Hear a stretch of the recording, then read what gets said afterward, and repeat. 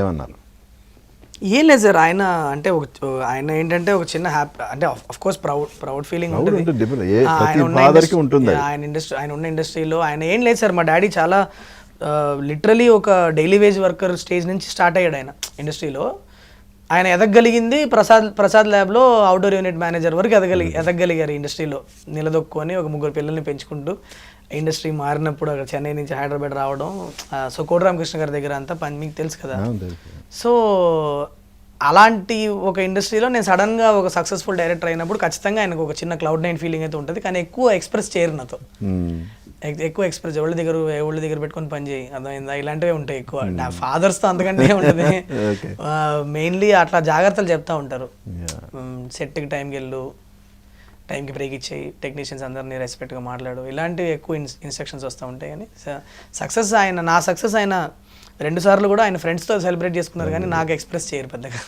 ఇప్పుడు కూడా సైంధవ్ రిలీజ్ అవుతుంటే నేను చెప్తున్నారు, ఏందో నువ్వు ఫ్రీగా తిరుగుతున్నావు, నాకు టెన్షన్ పడుతుంది, ఇక్కడ తీసావా బాగా తీసావా లేదా ముండా అని తిడతారు. ఇప్పుడు అలాంటి డాడీ ఇప్పుడు తెలుగులో హిట్ అయిన తర్వాత దాన్ని హిందీలో తీశారు, అది ఎక్స్పెక్ట్ చేసిన రేంజ్లో ఆడలేదు కదా, అప్పుడేమన్నారు ఆయన? ఏం లేదు సార్, అంటే నాకు ఇప్పుడు ఫస్ట్ ఆఫ్ ఆల్ హిందీలో నేను ఏదైతే చేయడానికి వెళ్ళానో అది అచీవ్ చేసుకొని వచ్చేసాను నేను. ఓకే, నాకు commercial success, yes of course నా మీటర్ ఏంటంటే my producers and distributors should get profits from my safe, preferably profits. T series Dil Raju garu ఇద్దరికి డబ్బులు వచ్చినాయి, they made money out of it. Of course but Bollywood అని ఒక గేమ్కి వెళ్తే అది 100 కోట్లు వస్తేనే అదొక గేమ్, లేకపోతే ఎవడు పట్టించుకోడు. ఓకే, సో నేను చేసిన పని ఏంటంటే నాకు ఇచ్చిన బడ్జెట్ కంటే తక్కువలో తీసిచ్చా ఫిలిం. సో దాంతో on table it self they were profitable. Okay, so ఆ టైంలో డిస్కషన్స్ జరిగినాయి, దీన్ని మనం డైరెక్ట్ ఓటీటీలో పెడదామా లేకపోతే థియేటర్లో వేద్దామా అని టీ సిరీస్ వాళ్ళు కూడా డిస్కస్ చేశారు. నా ఓటు థియేటర్కి అని చెప్పా, ఎందుకంటే ఆ టైంలో చాలా వర్స్ట్ స్టేజ్లో ఉంది బాలీవుడ్ థియేటర్స్, ఎందుకంటే ఎవరు రావట్లా. అప్పుడే జస్ట్ కరోనా అయిపోయి లాక్డౌన్ అయిపోయి బయటపడ్డాం, థియేటర్లు ఓపెన్ చేశారు, ఆక్యుపెన్సీ కూడా ఇంకా 50% అలా నడుస్తుంది, ఎవరు రావట్లా థియేటర్స్కి రాని టైంలో హిందీ సినిమాలకు రావట్లేదు ఎలా అనుకున్న టైంలో ఒక ఎక్స్పెరిమెంట్ లాగా దీన్ని వేద్దామా వద్దా అని అడిగినప్పుడు నేను జెన్యున్గా చెప్పాలంటే ఓటీటీలో వేసేయండి అని చెప్పుంటే నేను చాలా సేఫ్గా ఉండేవాడిని.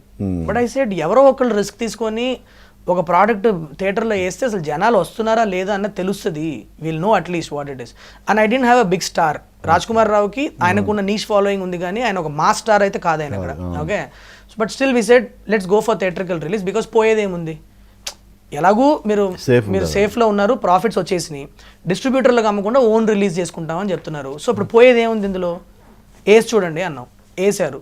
నేను అనుకున్న అంత లెవెల్కి దాని కలెక్షన్స్ రాలా, fine, no problem. My producers and my distributors whoever distributed the film, they made money out of it. కానీ ఒక కన్సలేషన్ ఏంటంటే నాకు నెట్ఫ్లిక్స్లో రిలీజ్ అయినప్పుడు approximately 2.5 months it was trending on top 10. Okay, so మీకు జనరల్గా ఏమన్నా ఒక సినిమా నెట్ఫ్లిక్స్లో రిలీజ్ అయితే 2 వారాలు 3 వారాలు ఏ సినిమానా ట్రెండ్ అవుతుంది, బట్ బియాండ్ దట్ సినిమా బాగుంటేనే ట్రెండ్ అవుతుంది. అది యూజర్స్ అందరికీ తెలిసిన విషయం అది. So hit 1 in Hindi was trending for about 2.5 to 3 months, ఒక క్వార్టర్ ఆఫ్ ద ఇయర్ అది ట్రెండ్ అయింది టాప్ 10లో.